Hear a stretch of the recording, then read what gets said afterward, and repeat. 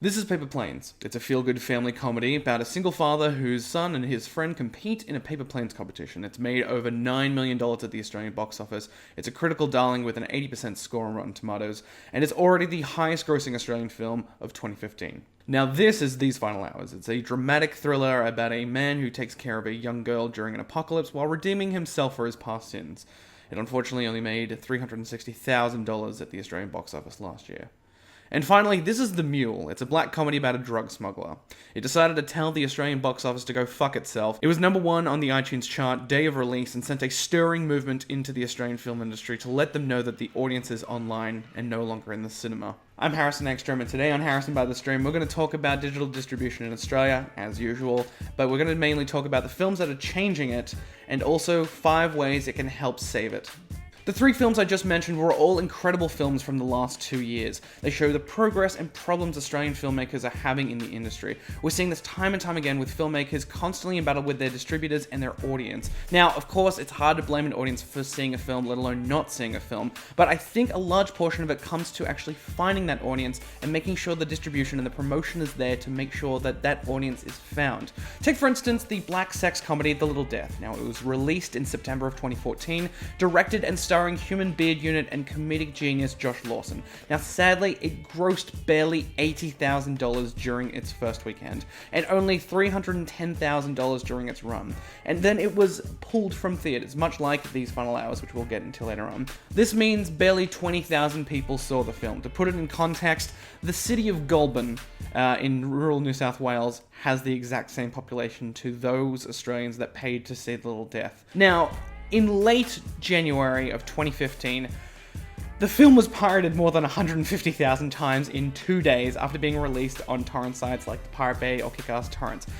In response, instead of being a bunch of children, the actual team from The Little Death, and especially their social media team, responded in a mature manner and actually let people know how they could help out the actors and people who worked on the film to donate to the Actors Benevolent Fund. They also let people know that they were on Google Play and iTunes and actually saw an increase on the iTunes charts and on the Google Play film charts to slowly rise, and I'm really glad. I actually was one of the people that due to their response, I actually rented the film on Google Play. It was great. It's a really great film. It's a lot of fun. It's very, very odd at times. There is a lot in that film that is quite fun to see, and it's great for a film, let alone an Australian film, to tackle something like this. Like in terms of sex in Australian film, we're a little bit prudish unless it's something to do with drugs or if it's some kind of sort of artistic statement. For example, the 1994 film Sirens, which I kind of suggest you check out. It's an alright film.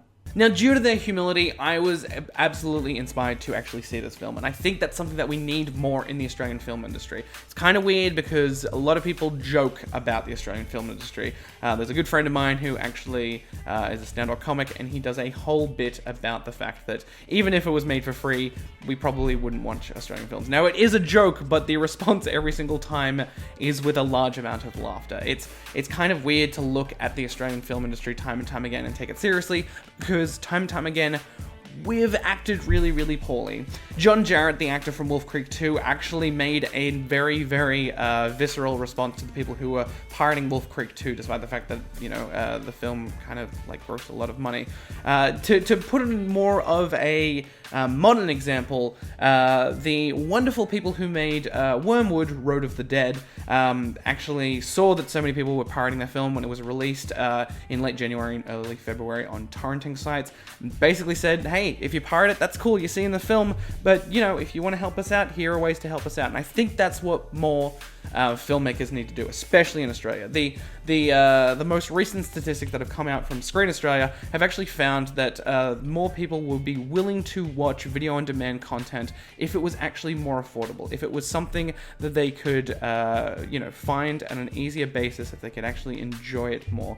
Wyrmwood is a fantastic example, also a fantastic movie that you should be watching right now, especially if you're a big fan of horror or horror comedies such as Evil Dead 2 or Shaun of the Dead. More recently, Screen Australia have actually come out saying that more people are watching films online. It's a reality. They have a statistical basis for it. In fact, when it comes to pirating and digital distribution, there is much more interest in paid services, and in fact 23% of Australians would actually consider paying to download in the future, and 16% would consider an online rental, and 21% would consider subscribing to a VOD service much like Netflix, Stan, QuickFlix, Presto, etc. I think more importantly, the biggest statistics that were able to come out from Screen Australia is the fact that a lot more people would watch video on demand services and watch digital content online. 51% said if there was a faster internet connection, if we had better infrastructure for digital content. 47% want the technical knowledge on how to set it up on a TV. That's nearly half of Australians who went into this survey said that, hey, if my son could set up a Chromecast, I don't know what a Chromecast is, but if they could do it, that'd be fantastic, or an Apple TV. I like Apples. I think it'd be really great to have it on TV. And 44% if there was more content available. This is your audience. This is what they're crying out for. Screen Australia, who is technically financed by the Australian people, by the Australian government, went in and did the research, and they were like, hey, look, it's 2015. Everybody in the world is online watching stuff. We know that Australians are doing it because we constantly berate them for it, especially when it comes to Game of Thrones. Why don't we help them out? Why don't we provide the statistics? These are the barriers to watching content online, and no one is listening. Now, I really think Screen Australia should be investing in more Facebook advertising, because there was only 11 people who actually liked that little infographic that was talking about video on demand service. More importantly, when speaking to Australian consumers, they were actually looking at Australian films, independent films, and Hollywood cinema, and they actually found that 33% of VOD viewers would watch more Hollywood content online than they would Australian films. And I think that says a lot. 21% would watch independent or art house films on video on demand or on cinema. It's absolutely fantastic. I highly suggest that you should look at these statistics that are on Screen Australia. They're absolutely eye-opening. I think it's something that especially Australian filmmakers should be looking at and being like, all right, this is where we need to target. In fact, when it came down to the top 5 services that VOD users use, none of them were QuickFlix, none of them were Presto, none of them were Stan, but they're new to the market, so I gave them a little bit of a pass. The top 5 services used by video-on-demand services was YouTube at 69%, ABC iView at 54%, Plus 7 at 46%, SBS On Demand at 38%, and down the bottom, 10play on 38%. More people are watching Q&A on iView than they are watching Neighbours on 10play. It's a huge, huge market. We need to get into this. Now, I bring Wyrmwood up as a great example because they're a film that is completely independently made here in Australia.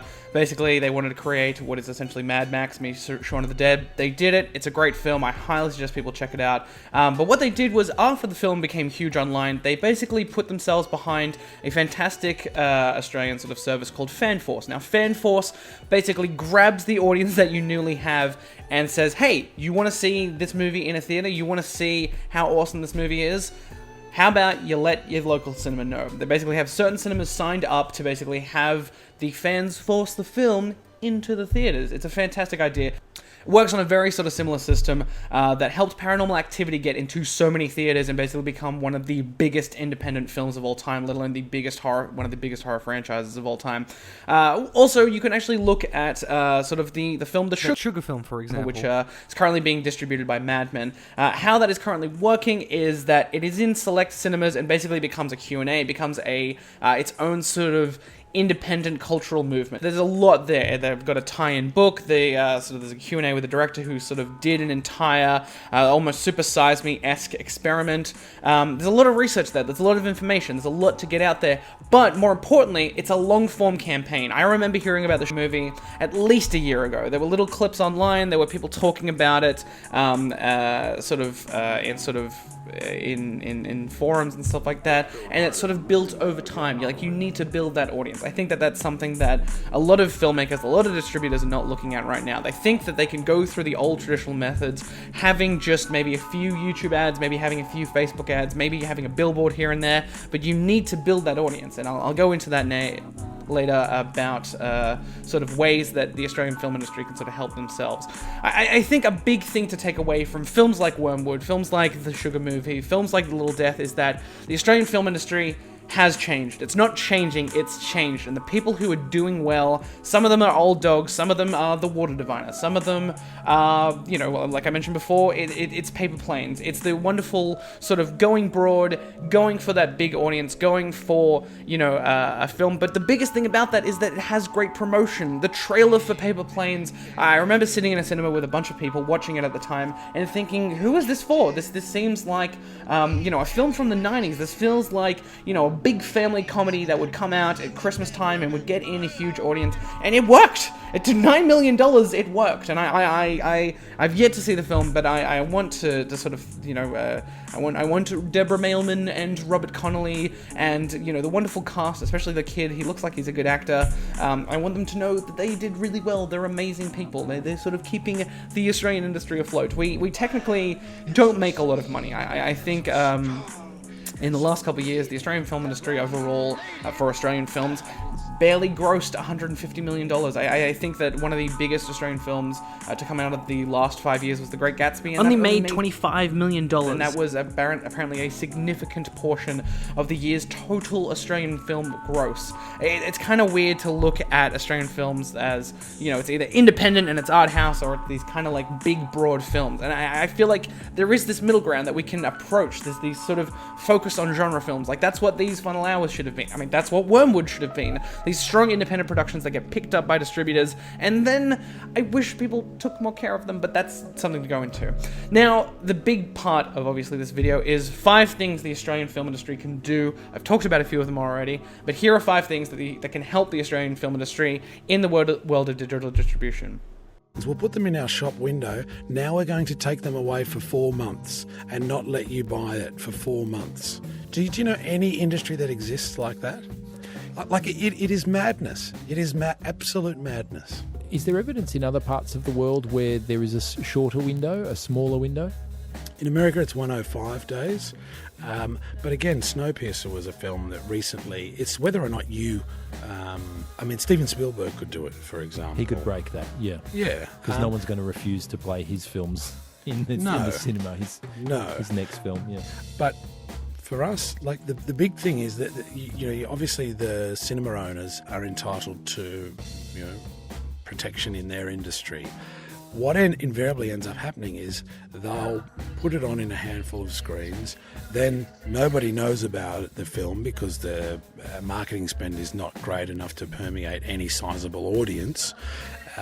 Then they pull the film off and it sits there for 4 months.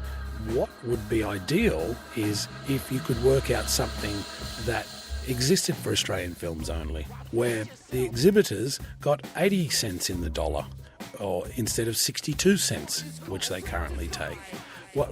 I don't know why you couldn't work out something with exhibitors that encourage them to keep the films on longer at a different pricing model.